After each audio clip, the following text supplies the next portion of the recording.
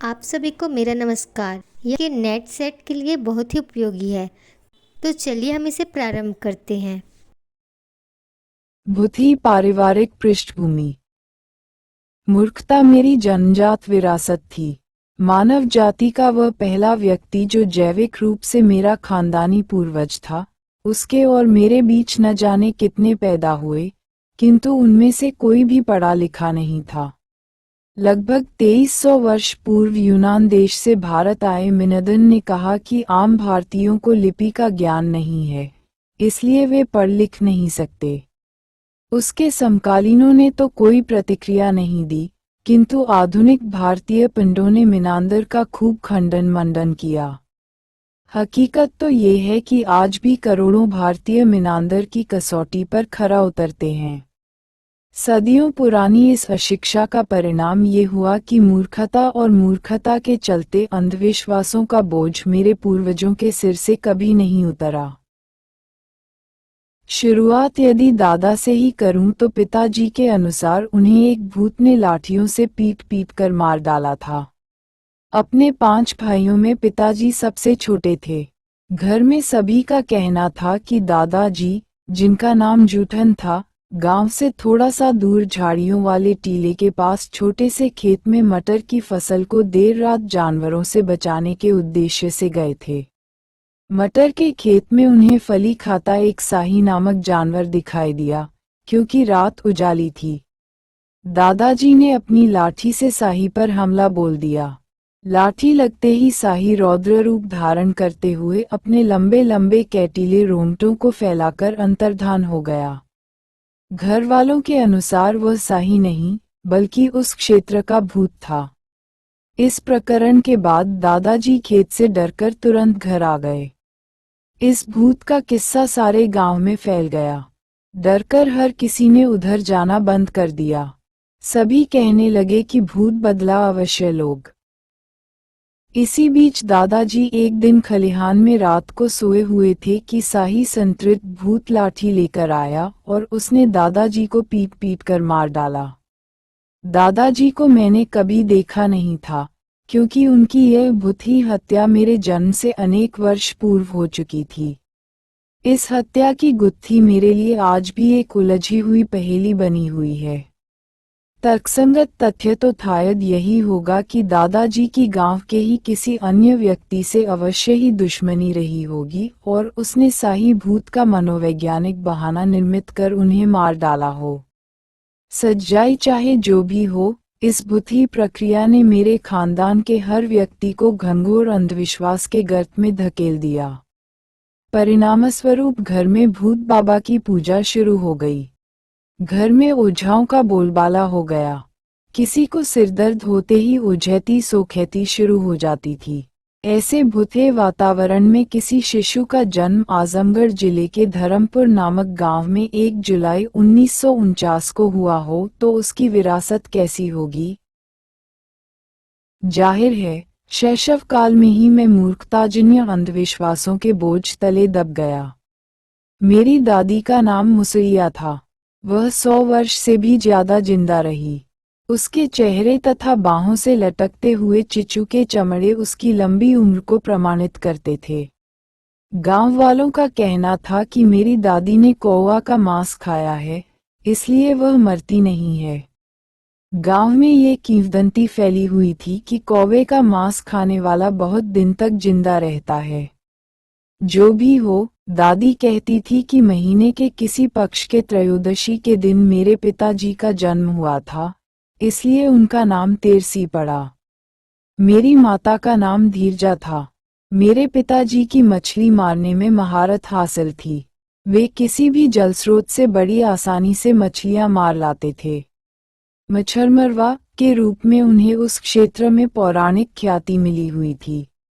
लोग कहीं भी मछली मारने जाते, वे पिताजी से प्रार्थना करते थे कि साथ चलकर वह पानी छू भर दें, बस मछली सबको मिल जाएगी। बाद में मेरी माँ ने मुझे बताया कि जिस चारपाई पर मैं पैदा हुआ, उसके नीचे तुरंत पिताजी ने गांव स्थित पोखरी से एक जिंदा मछली पकड़कर डाल दिया। यह एक प्रकार का टोटका था, जिसके अनुसार उनका विश्वास था कि मुझे भी बड़ा होने पर मच्छरमरवा के रूप में पौराणिक ख्याति मिल सकेगी।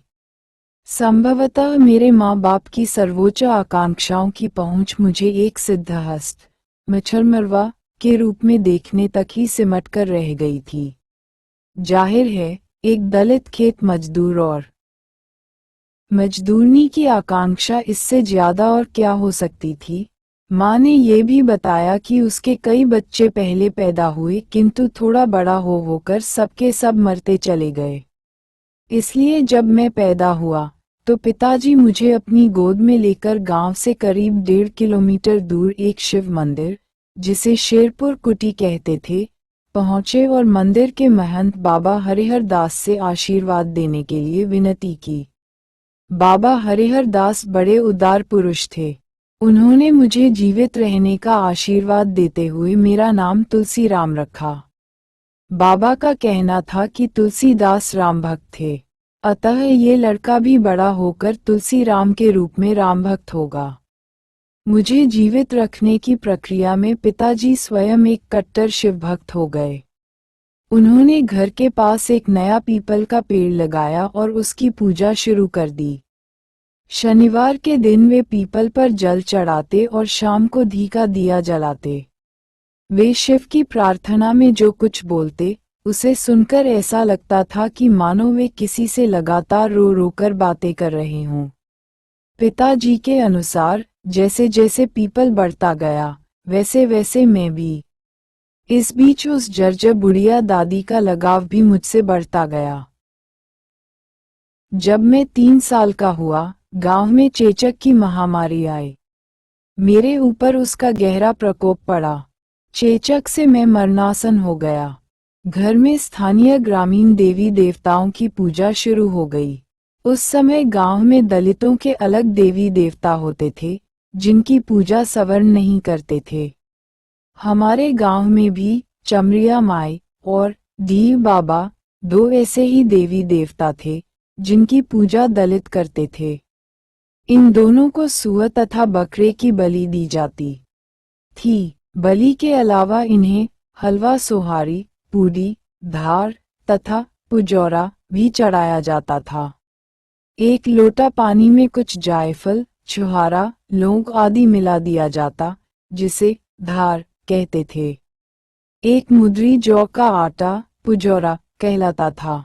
चमरिया माई का स्थान उसी मटर वाले भुथे खेत के पास झाड़ियों वाले टीले पर था। वहां कुम्हार के आवा में पके मिट्टी के कुछ हाथी और घोड़े रखे हुए थे। यही हाथी घोड़े गांव के ब्राह्मणों के घरों के पास डीह बाबा के स्थान पर भी रखे हुए थे।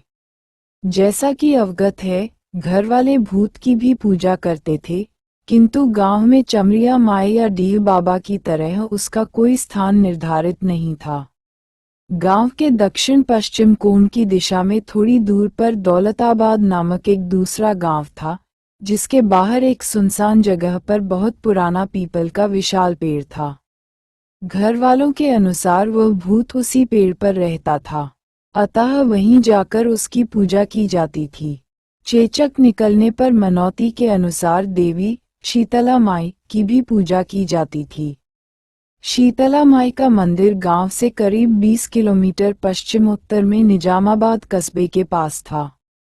वहां साल में एक बार गांव के सारे दलित मिलकर जाते और शीतला माई को सुअर के बच्चे की बलि के अलावा हलवा, सोहरी भी चढ़ाई जाती थी। शीतला माई को अति प्रसन्न रखने के लिए मंदिर में वेश्याओं का नृत्य भी कराया जाता था। ऐसी नृत्यांगनाएं मंदिर के पास बड़ी आसानी से मिल जाती थीं। मेरे ऊपर चेचक का प्रकोप इतना जबरदस्त था कि जीवित रहने की उम्मीद घर वाले लगभग छोड़ चुके थे। उपरोक्त देवी देवताओं की मनौती के अलावा कोई चिकित्सकीय इलाज किसी भी तरह संभव नहीं था, क्योंकि घर वाले घोर अंधविश्वास के कारण दवा लेने से हट के साथ इनकार कर देते थे। वैसे भी उन दिनों चेचक लाइलाज बीमारी थी। घर वाले इसे शीतला माई का प्रकोप समझते थे। पास के गांव से एक ओझा आता और कभी भी स्पष्ट न होने वाले कथित मंत्रों को बड़बड़ाते तथा लौंग तोड़ते हुए झाड़ फूंक करता था। वह नीम के पेड़ की छोटी डाल तोड़कर पत्ते समेत पूरी देह पर फेरता रहता था। उधर मेरी बुढ़िया दादी, जो चमरिया माई की अटूट भक्तिन थी, कंडे की आग में घी डाल डालकर जय चमरिया माई की बार बार रट लगाते हुए अगियारी करती रहती थी। दादी मेरी माँ से ज्यादा रोती रहती थी। अंततोगत्वा चेचक की आवश्यक बीमारी वाली अवधि समाप्त होने के साथ मैं ठीक होने लगा। घर वाले अटूट विश्वास के साथ कहते कि उनकी पूजा पाठ से जिंदा बच गया।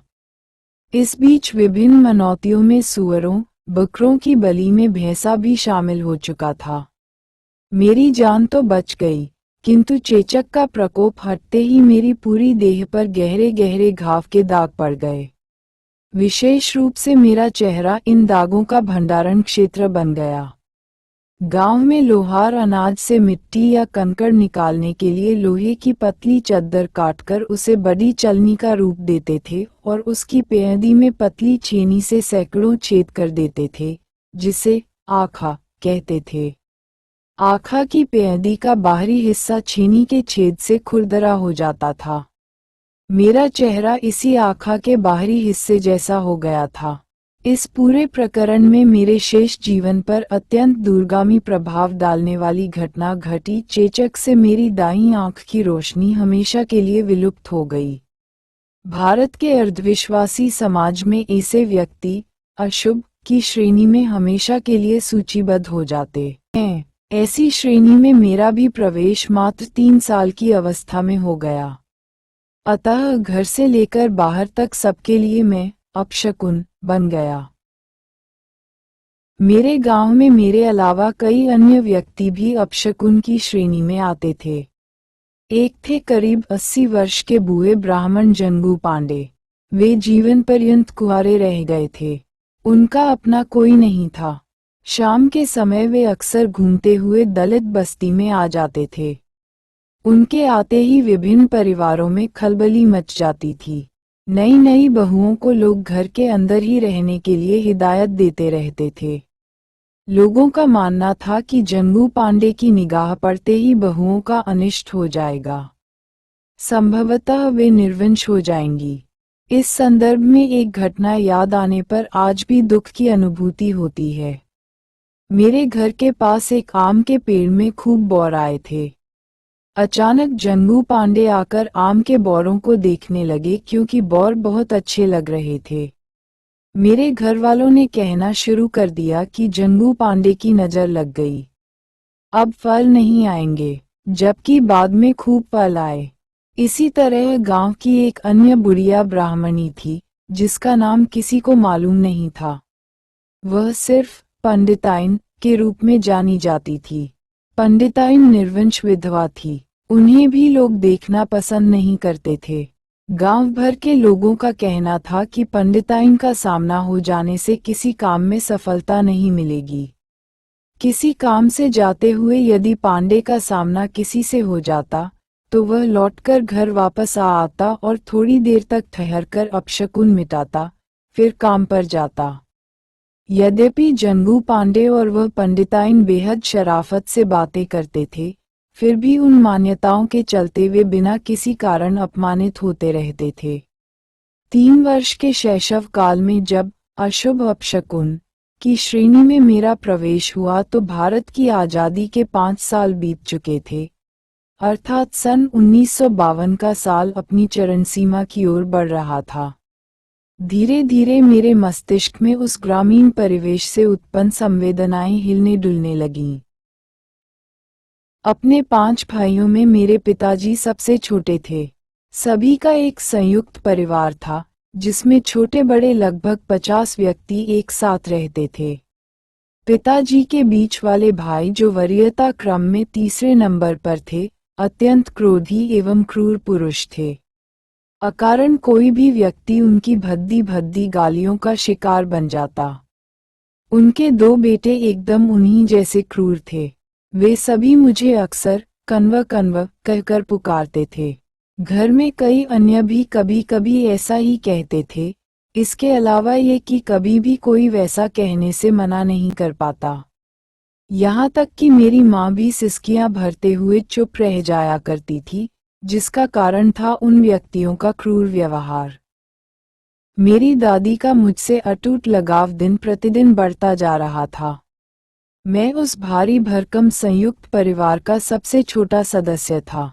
दादी रात को भी मुझे अपने पास सुलाती और हमेशा मेरे मुंह पर हाथ फेरते हुए चमड़िया माई की विनती करती रहती। मैं जैसे जैसे बड़ा होता गया, वैसे वैसे मेरा अपशकुन और अपमान भी बृहद होता गया, विशेष रूप में परिवार के अंदर। बाद में थोड़ा समझदार होने पर दादी ने बताया कि चेचक निकलने के पहले घर में सबसे छोटा होने के कारण परिवार के सभी सदस्यों में मुझे गोद में लेकर खिलाने की होड़ लगी रहती थी, किंतु चेचक के बाद सब कुछ बदल गया। पिताजी के बीच वाले कटु हृदयी भाई का नाम नग्गर था। वे यदि घर में किसी बात से नाराज होते तो तुरंत खाना पीना छोड़ देते थे। एक तरह से वे गांधीवादी अनशन पर बैठे जाते। घर का कोई सदस्य उन्हें मनाने के लिए थाली में खाना तथा लोटे में पानी लेकर जाता, तो वह उनकी गालियों की बौछार से सराबोर हो जाता। वे तुरंत खाना समेत थाली को वहीं उलट देते और लोटे के प्रहार से थाली को चकनाचूर कर देते। उस समय घर गांव में सबके पास कांसे या फूल नामक धातु की थालियां और लोटे हुआ करते थे, जो किसी भी तरह के प्रहार से खंड खंड हो जाते। इस तरह उनकी हर नाराजगी का शिकार कम से कम एक थाली अवश्य हुआ करती थी। उनकी इस तुनक मिजाजी से न जाने कितनी थालियां अपना अस्तित्व खो चुकी थीं। उनसे हर कोई आतंकित रहता था। उनके दोनों बेटे भी सही अर्थों में इस आतंक के उत्तराधिकारी थे। ये बाप बेटे जब कभी अच्छे मूड में होते तो मुझे पास बुलाते और जिस आंख से मैं देख सकता था उसे हाथ से बंद करा कर मेरे सामने अपनी उंगलियां फैलाकर गिनने के लिए कहते। ऐसी स्थिति में मुझे धुंधला सा दिखाई पड़ता था, जिसके सहारे मैं विभिन्न उंगलियों को गिनकर बता देता और वे प्रसन्न हो जाते। इस प्रसन्न मुद्रा में वे हमेशा थाबाशी के रूप में कहते, कन्वा बड़ा तेज हो। उनकी उंगलियों को गिन गिनकर मैं भी खूब प्रसन्न रहता। किंतु जब थोड़ा और बड़ा हुआ, तब अनुभूति हुई कि जिस गिनती की सफलता से मैं अपने को महान गणितज्ञ समझकर खुश हो जाता था, वास्तव में वह मेरा उपहास होता था तथा वे अपने मनोरंजन के लिए मेरे साथ ये खेल खेलते थे। धीरे धीरे ये खेल मुझे बुरा लगने लगा। अत्यंत मानसिक पीड़ा होती थी, किंतु उस धुंधली गिनती से पीछा छुड़ा लेने की हिम्मत नहीं पड़ती। ये क्रम वर्षों तक चलता रहा। इस संदर्भ में मैं दावे के साथ कह सकता हूँ कि इस धुंधली गिनती की परीक्षा से उत्पन्न पीड़ा मेरे जीवन की पहली मानसिक पीड़ा थी। अशुभ अपशकुन वाली पीड़ा की अनुभूति कुछ देर से आई। इन्हीं पीड़ाओं में मेरा सारा बचपन विलुप्त हो गया और मैं अल्पायु में ही अत्यंत संवेदनशील बन गया। मेरे दादा परदादा गांव के ब्राह्मण जमींदारों के खेतों पर बंधुआ मजदूर थे। उन जमींदारों ने ही कुछ खेत उन्हें दे दिया था। गांव के अन्य दलित भी उन्हीं जमींदारों के यहाँ हरवाही हल चलाने का काम करते थे। ये हरवाही पुश्त दर पुश्त चली आ रही थी। मेरे परिवार में पिताजी के अन्य चारों बड़े भाई हरवाही नहीं करते थे, क्योंकि उनके बड़े बड़े कई बेटे थे, जिनमें से 5 आसनसोल की कोयला खदानों, कलकत्ता की जूट मिलों एवं लोहे के कारखाने में काम करते थे। किंतु मेरे पिताजी को खानदानी हरवाही से कभी मुक्ति नहीं मिली। वे अक्सर कहा करते थे कि यदि हरवाही छोड़ दूंगा तो ब्रह्म हत्या का पाप लगेगा। अत्यंत धर्माढ्य होने के कारण वे हरवाही को अपना जन्मसिद्ध अधिकार एवं पवित्र कार्य समझते थे। मेरी माँ भी उनके साथ मजदूरी करती थी। हमारा संयुक्त परिवार एक अजायब घर की तरह था, जिसमें तरह तरह के लोग अलग अलग तौर तरीकों के साथ रहते थे। पिताजी के सबसे बड़े भाई, जिनका नाम सोमर था, 12 गांवों के चमारों के चौधरी चुने गए थे। भारत की आज़ादी के पूर्व न जाने कब से पूर्वी उत्तर प्रदेश के अनेक क्षेत्रों की एक परंपरा के अनुसार चमारों का 12 गांवा होता था, अर्थात 12 गांव के चमारों की एक बृहद पंचायत होती थी, जिसमें कोई एक व्यक्ति सर्वसम्मति से चौधरी चुना जाता था। इस चौधरी को व्यवहारिक रूप में एक न्यायाधीश की तरह अधिकार प्राप्त होता था।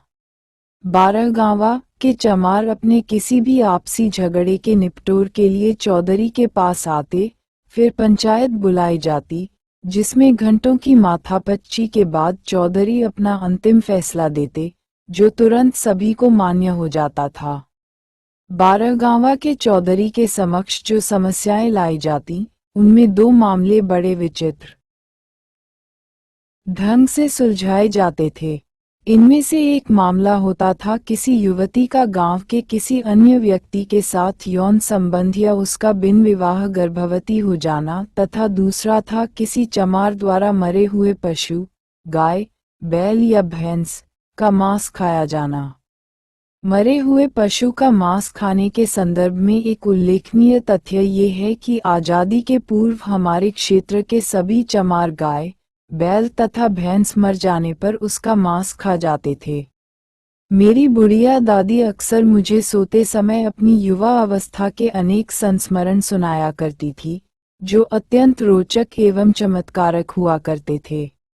दादी के ये संस्मरण उसकी शतकीय उम्र को देखते हुए संभवतः सन 1860 या 70 के दशक के मालूम पड़ते हैं। मैं इन संस्मरणों को बहुत ध्यान से सुनता था।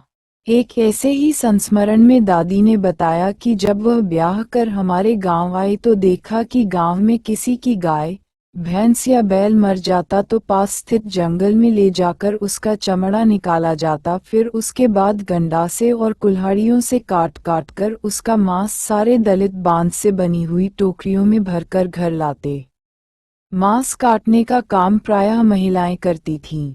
दादी यह भी बताती कि जिस समय कोई चमार पुरुष मरे हुए जानवर का चमड़ा निकालना शुरू करता, अचानक सैकड़ों की संख्या में वहां गिद्ध मंडराने लगते तथा दर्जनों कुत्ते आकर भौंकने लगते थे। कुछ सियार भी चक्कर मारते, किंतु कुत्तों और महिलाओं की उपस्थिति को देखते हुए वे पास नहीं आ पाते। मरे पशु के मांस के बंदरबाट में महिलाओं के साथ कुत्तों और गिद्धों में उग्र होड़ मच जाती थी। दादी भी इस होड़ में शामिल हुआ करती थी। दादी मांस के कुछ हिस्से को आवश्यकतानुसार तुरंत पकाती, किंतु अधिकांश बचे हुए कच्चे मांस को कई दिन तक तेज धूप में सुखाती। खूब सूख जाने पर मांस को कच्ची मिट्टी से बनी कोठली में रखकर बंद कर देती। इस प्रक्रिया से सूखे मांस का भंडारण बढ़ता जाता और साल के उन महीनों में जब खाने की वस्तुओं का टोटा पड़ जाता तो सूखे मांस को नए तरीके से पकाकर परिवार के लोग अपना पेट भरते। मरे हुए इन पशुओं के मांस को डांग कहा जाता था।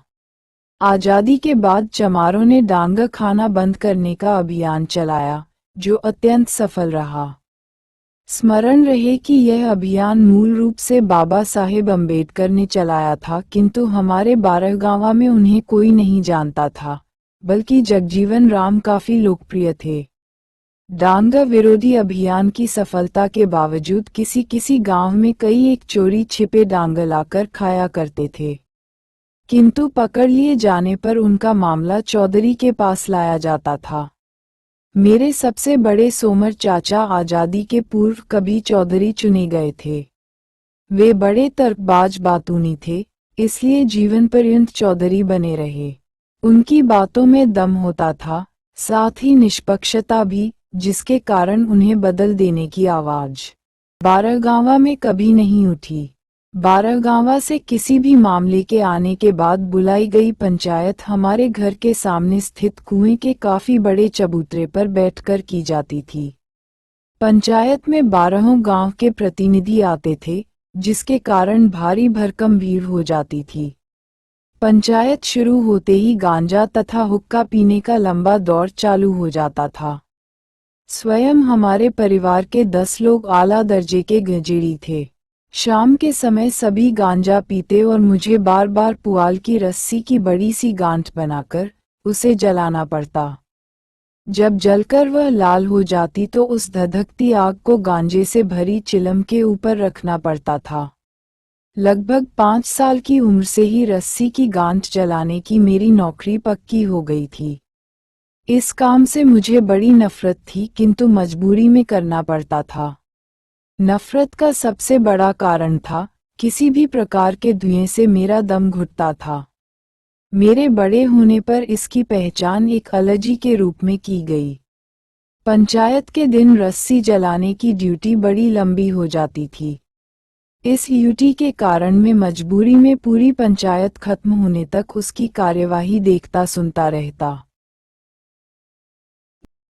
कि यौन संबंध तथा डांग खाने के मामले पंचायत द्वारा बड़े विचित्र ढंग से सुलझाए जाते थे। यौन संबंध से जुड़ी युवती के पूरे परिवार को कुजाती घोषित कर दिया जाता था।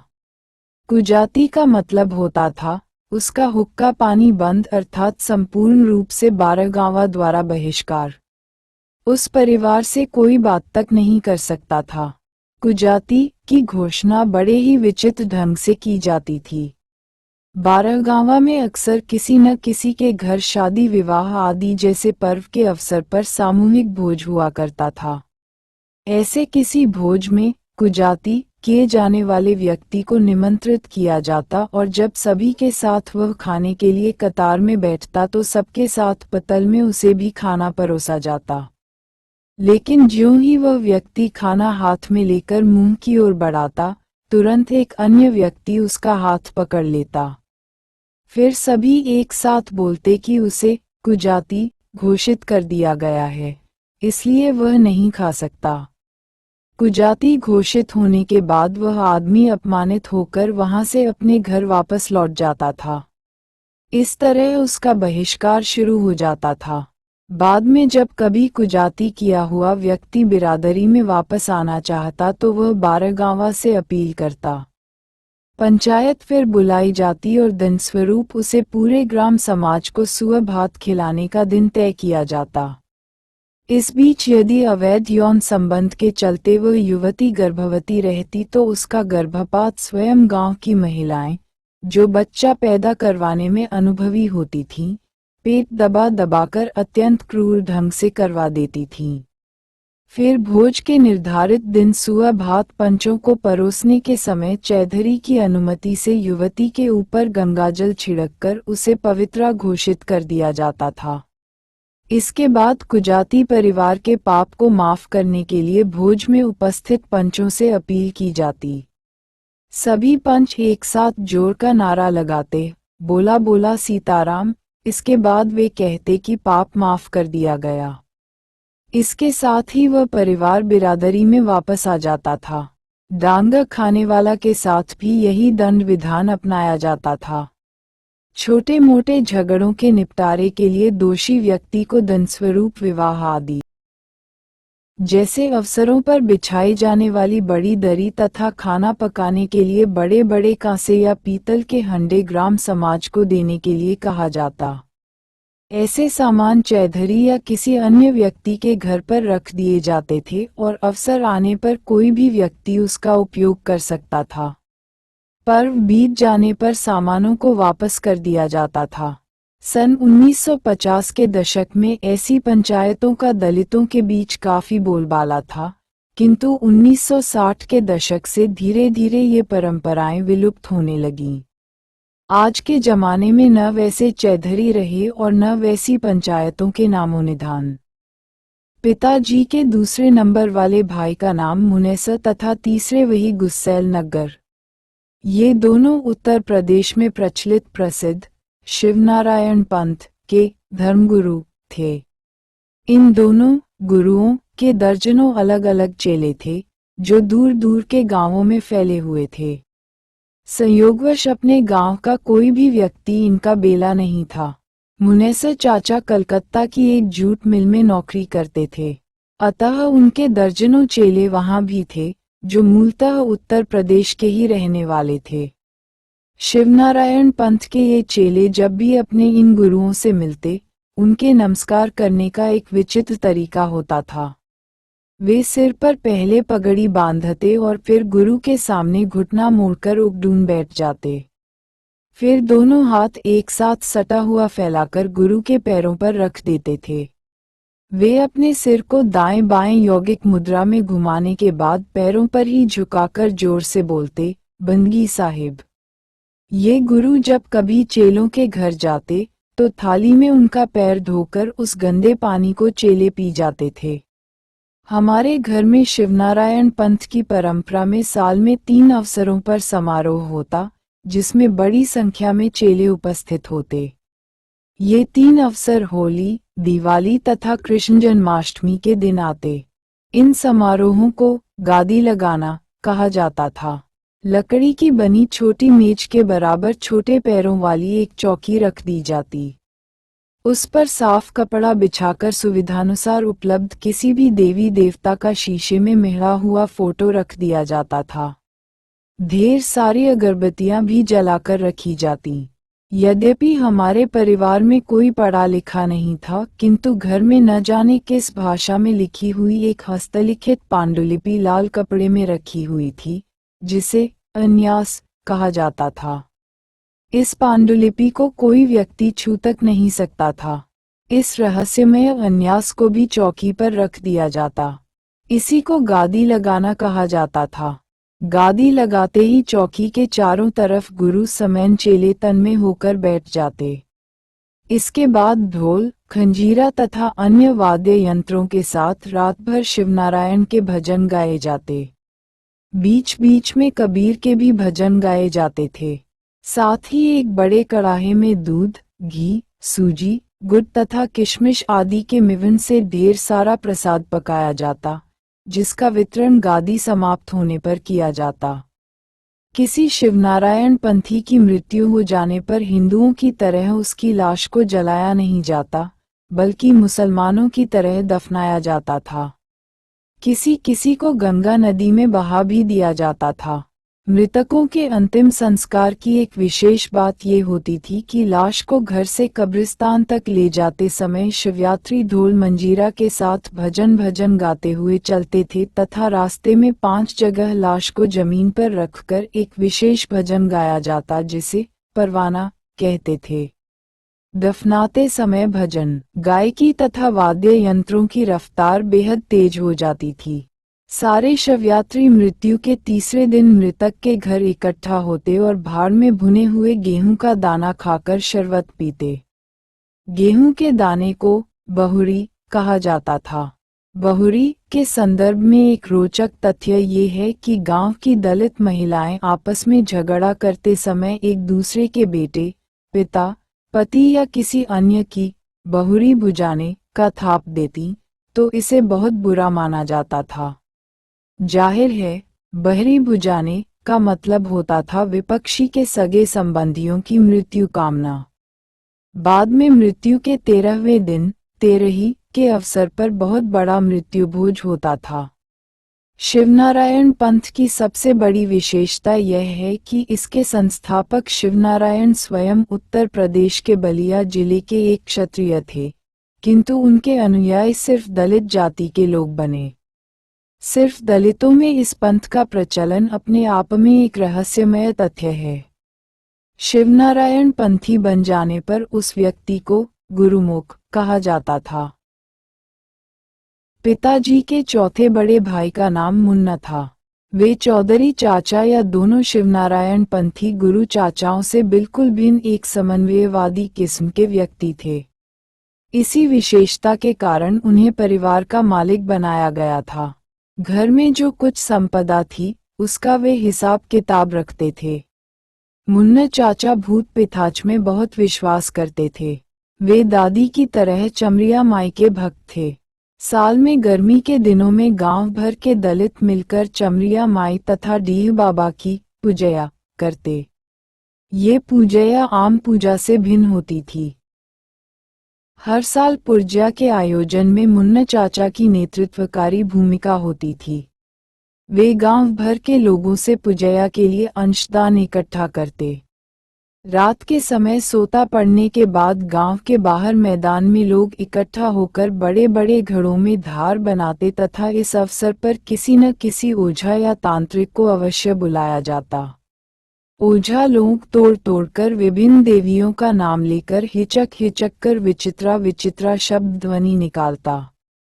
ये क्रम घंटों रात के सन्नाटे में चलता रहता। धार से भरे हुए घड़ों के पास लाल कपड़े की अनेक झंडियां भी रखी जाती थीं।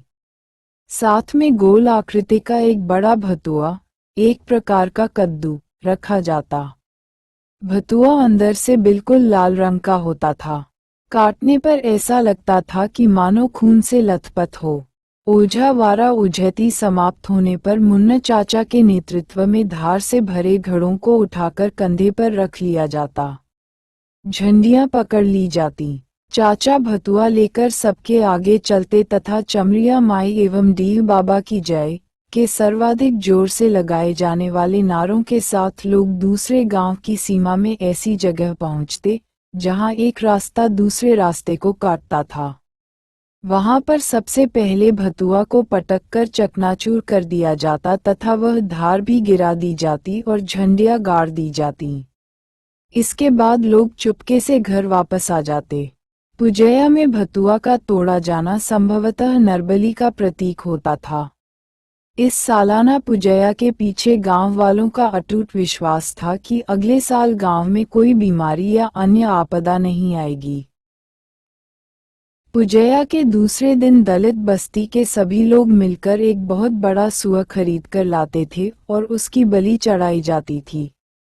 सूअर खरीदने की प्रक्रिया बड़ी रोचक होती थी। सूअर पालने वाले दूर दूर के गांवों में रहते थे। साधारणतया दलितों में पासी जाति के लोग सूअर पालते थे। हमारे गांव में कोई पासी नहीं रहता था। किसी किसी गांव में 1 या 2 घर पासियों के होते थे।